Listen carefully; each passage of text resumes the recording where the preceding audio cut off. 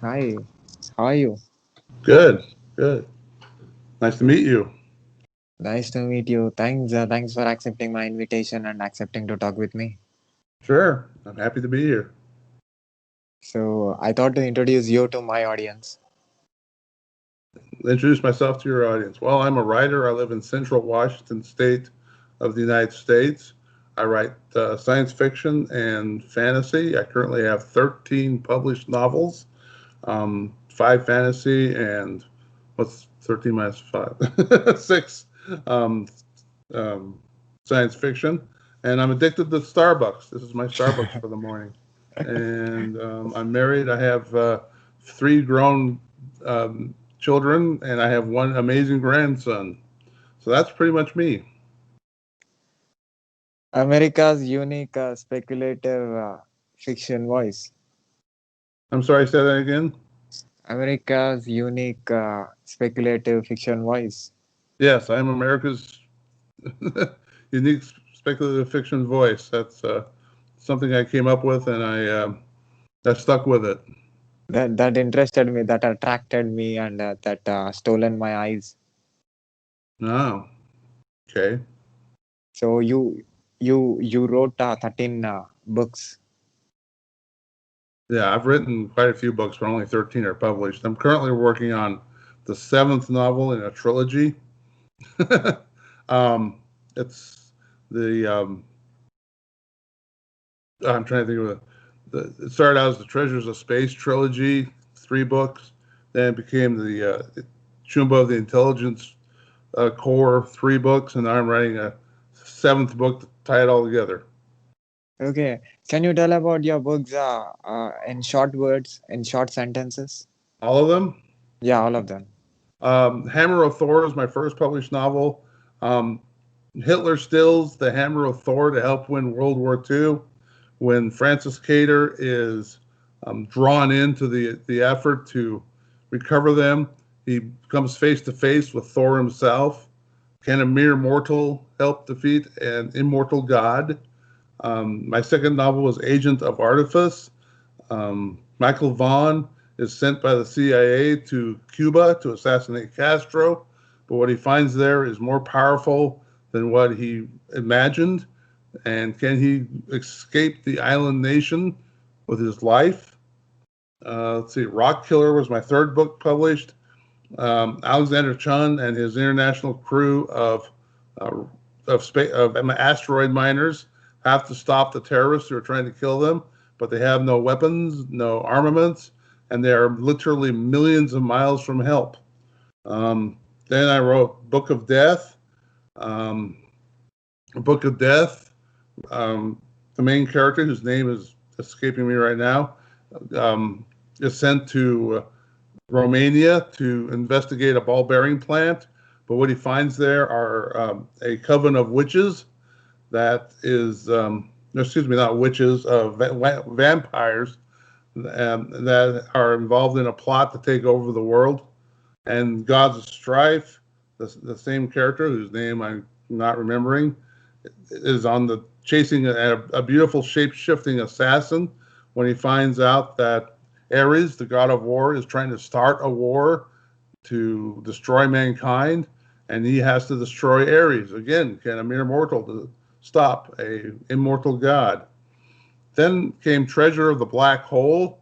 Rick Bailey is a private detective when the outrageously wealthy and exotically beautiful Princess Nora hires him to find her lost royal jewels. He thinks the case is going to be easy money. That is until someone tries to kill him. What's in the treasure of the black hole worth dying, killing for, or worth dying for? Then comes the sequel to that, Treasure of the Pirate Planet. Um, Rick Bailey has to save um, Princess Nora. She's been kidnapped by the Core Emperor, Core Empire Emperor. Say that fast three times. And he'll need the help of an old friend from his intelligence corps days. Then came Treasure of the Rogue Moon. Rick Bailey is sent on a quest to find a treasure and it turns out to be something worse than he ever imagined. And he survived the Treasure of the Rogue Moon. Then I wrote the Chumba of the Intelligence Corps, Book One, Smugglers of Mars. First Lieutenant Chumba is sent to Mars to stop the smuggling of precious water. What he finds there is a interstellar conspiracy that could lead to war. Can he stop the smugglers of Mars before they stop him permanently? Then the sequel to that was the Three Species War. War breaks out in the galaxy, and Lieutenant Chumba has to stop the species known as the roaches from taking over the core empire. And then there's the third book in that is Chumba of the Intelligence Corps, Book 3, the Euroloretian spheres. There are silver spheres about this big around the galaxy. Nobody knows what they are, but Captain Chumba, he's gotten promoted, finds out that they are more dangerous than anyone ever imagined, and they threaten the very existence of Earth and everyone who lives on Earth. So he has to stop the secret of the Euroloretian spheres before it that destroys the Earth.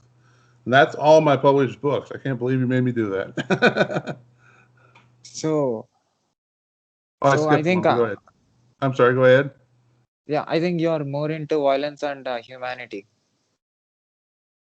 I'm what the humanity? I think you're more into violence and humanity. Yeah, I do write a lot of violence, a little bit of romance, and a lot of violence, but it's not gory, yucky violence. It's more bang bang you're dead type violence. A little Are bit you of good? blood. Yeah, yeah, go on. Yeah, not a lot of gore though. Not a lot of um, explicit violence. You know, just people get shot, they fall down, they die. Are you good in attacking the people who are reading your books through your with your words, which is Am I good? violence? Am I good with making the people who read my books No, feel excited?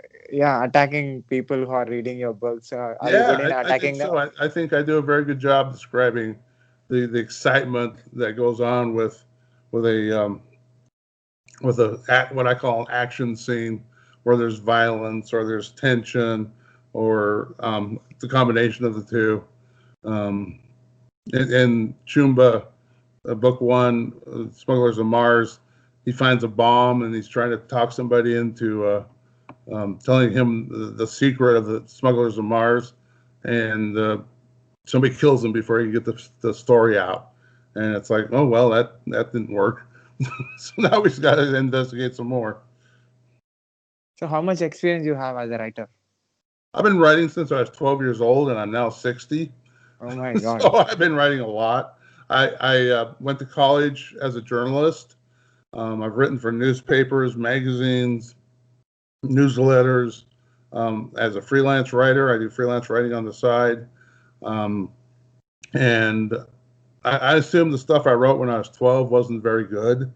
I haven't read it ever. But yeah, I've been writing. For example, The Treasure of the Black Hole, I first started outlining that novel in 1988, and it got published like 4 years ago. So that was a long time going. And Rock Killer, I started writing in 1989. It was finally published in 2012. 12. So did I lose you? Yeah, yeah, yeah. Oh, there you are. Okay. So I've been writing a lot, and I'm mostly self-taught. You know, I haven't taken a lot of classes in writing. I've been in a lot of writers groups, and that helps a lot. If you want to improve your writing, find a bunch of other writers who are better than you and have them tell you what you need to improve on, or at least have more ideas than you do, because they're going to have other ideas than you have. I just finished writing a couple of chapters on not a couple of chapters, a couple of paragraphs on a friend's chapter that he sent me. I'm like, well, here's the problems I see. So I saw something he didn't see, but then when he reads my writing, he'll see something I didn't see, and it works really well to improve your writing. So, it's writing groups are important. So, as a writer, you have 48 years of experience. Um, well, I was in the military. I was in the Army for 4 years. Well, 6 years actually, including my reserve time. And I was in military intelligence, so I dealt with intelligence a lot. So in my fantasy novels, there's a lot of CIA and intelligence stuff going on. In my science fiction novels, like excuse me, Chumba is in what's called the Intelligence Corps, so he's dealing with intelligence and things like that. Um, so yeah, I use a lot of my experiences in my writing, and the Chumba novels they're very military. They're almost military sci-fi. I wouldn't quite call them that because it's not pure military sci-fi, but there's military ranks and there's military discipline, and I use my experience and all that. So, you are into army and you worked as a journalist and you are into multiple professions in your life. I've done a few things. I'm 60 years old. The first solid job I had was as a disc jockey at a country western music station. Okay. um, then I went to college, got my degree in journalism, worked as a journalist a little bit. I wasn't very successful at it because um, it was just hard. It was a hard. There are a lot of people with journalist degrees, and I was one of many. So then I went into the Army and I worked in intelligence in the Army. And then I got out of the Army and I went back to college and I got a degree in engineering. And then I went to work for a company that supplied the paper industry. So I did that for 20 years. And then I stopped, I basically retired from that job and started writing full time. Although it's not full time, it's not 40 hours a week. It's more like 10 to 20 hours a week, which is nice because I can do what I want. I can read, I can watch TV, I can travel. So it's fun. I'm living the dream. Fantastic. So, you're playing with the words from long time, right? Yep. Yeah. So, I taught myself. can I say you're expert in explaining the expressions? Yeah. I it took me a while to start uh, um, giving my characters emotions and giving them feelings. When I was 12, they probably didn't have a lot of that. But now, yeah, I can develop characters. I can make them have weaknesses, and I try to find out. One thing I, I advise all your writers: your villain, what do his friends like about him? And he's probably not a villain in his mind. So what is he? What's his motivation? Why does he think what he's doing is good? So that's a very um, I find that useful for developing my villains, so they're not cardboard cutout villains, but they're actual people. Now, in the Roytian spheres, the villains are aliens, and they're pretty evil. So um, I didn't give them friends because they're all evil. No. So, where your characters are coming from, where your words and where your stories are coming from, where you're taking Um, that. boy, that's a good question. Um, where do I get my characters? I don't steal them from TV or movies. I try to think them up. I'm not sure. I think every main character I've ever written is based a little bit on myself. Um, but then I try to change things. I try to give the characters flaws.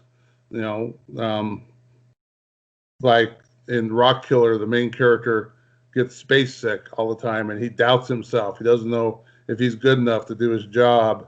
And in the Chumba, no, not the Chumba, no, in um, Hammer of Thor, the main character, he's really cocky, but it's kind of a fake cocky. He's not totally sure of himself, and he sort of falls for women too easily, especially if they're pretty, and which causes him problems.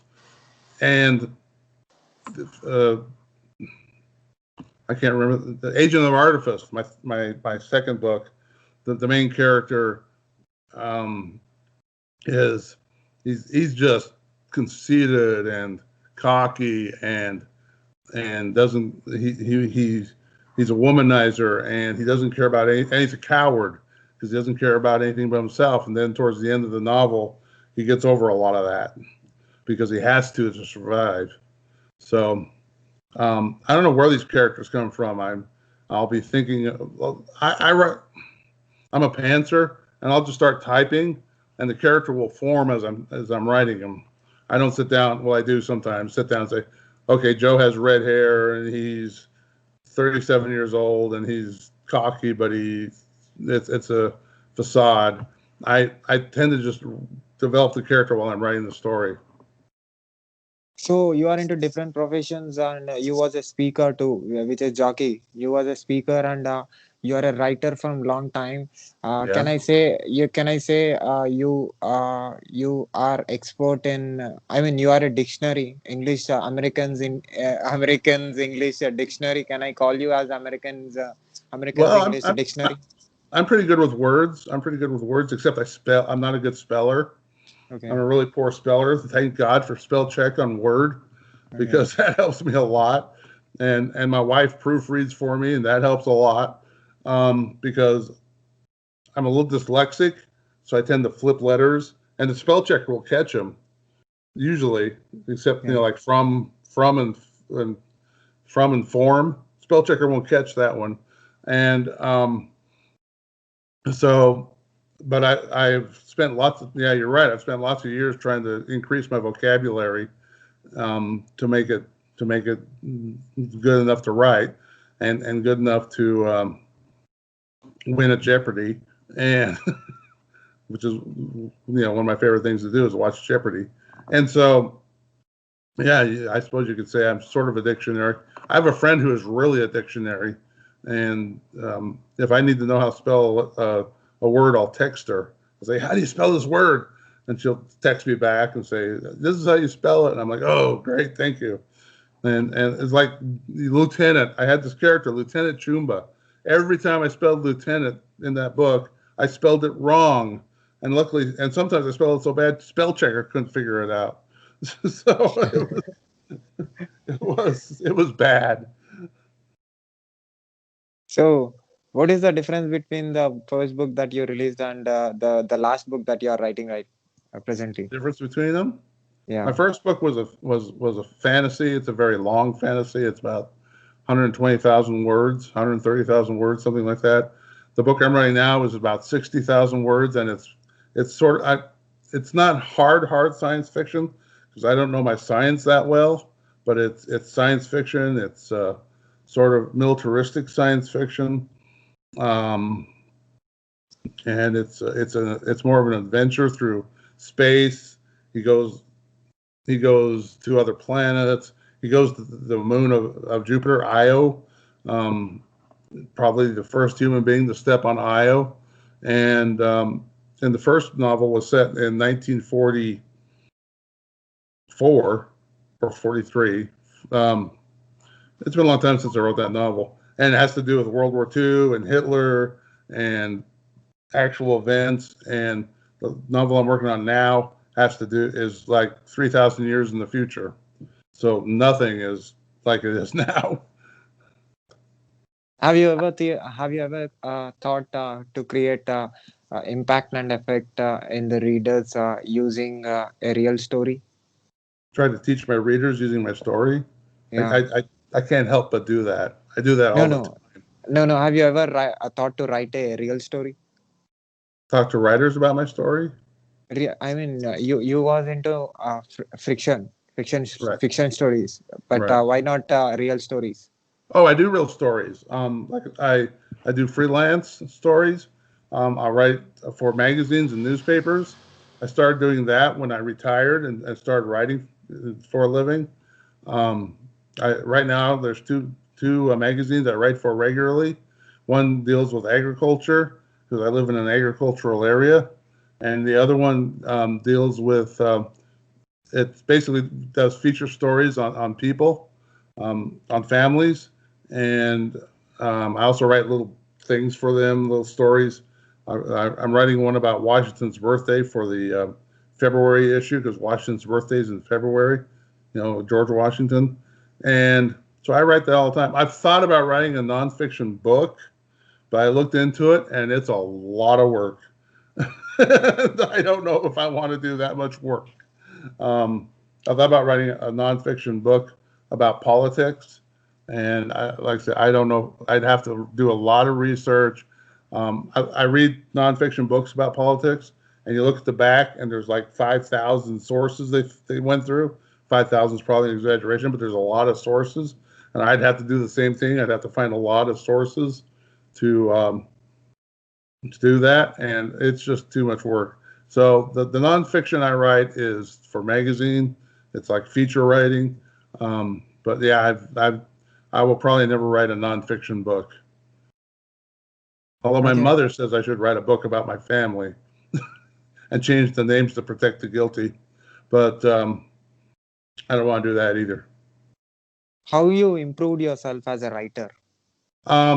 Well, one, I write, just keep writing. It's like anything else. The more you do it, the better you get at it.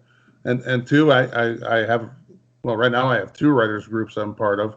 One is a meeting because of COVID, and the other one meets like this online. And, excuse me. And as I said before, they will spot things you didn't spot in your work, and they will say, one of the women in one of my writers groups, she hates the word said, SAID.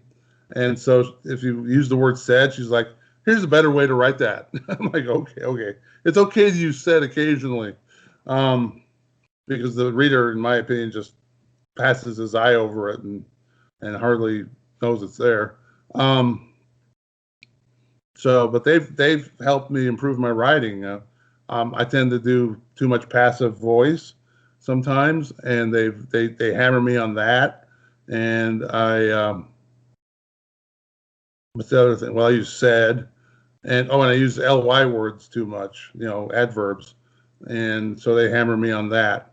But that's one way I recommend that to everybody. Find a group of writers you can hang out with and pass each other's work back and forth and critique it to make it better. So how much And time you spend in writing? I spend about 4 hours a day, 4 or 5 hours a day, depending on what time I get up. I get up in the morning. I go to Starbucks. Gotta have my Starbucks, and I come back and I start writing. I write until about 2 in the afternoon, um, and then I watch the news and I read and basically have most of the afternoon off. My goal when I started this was to write 20 hours a week, but I think I'm only doing 20 sometimes, but usually 10 or 15 hours a week. Um, It depends on a lot of things. What time I get up, what I'm doing. Um, if I have something to write, that's the bad thing. When I finish the seventh book in the series, I'm toying with an idea, but I don't have anything solid to write yet. So I don't know what I'm going to write after this. I might have to do some research and see what I can figure out. So in this 48 years of experience, you have sent a lot of thoughts and expressions and emotions and characters and imagination of yours to a lot of people's minds, Yeah, right? yeah, that's So what do you say about this? What do you see? How do you see yourself? um, I see myself as a writer who likes to write fun to read books. I'm not out to change your mind about anything. I'm not going to try and preach to you too much. I'm, I might a little bit. And But I basically I want my readers to enjoy reading my book, to have fun reading my books. I don't want to make them sad. Although I apparently have done that. I once killed off a love interest. I don't want to make them sad. I don't want to make them angry. I just want them to have a good time reading my books. Nice. So, do you have anything to say to the writers, authors, and any kind of people who are watching this video from anywhere on this planet? Anywhere on this planet. Hi, everybody. Yeah, if you're a writer, just keep writing. I know sometimes it's tough.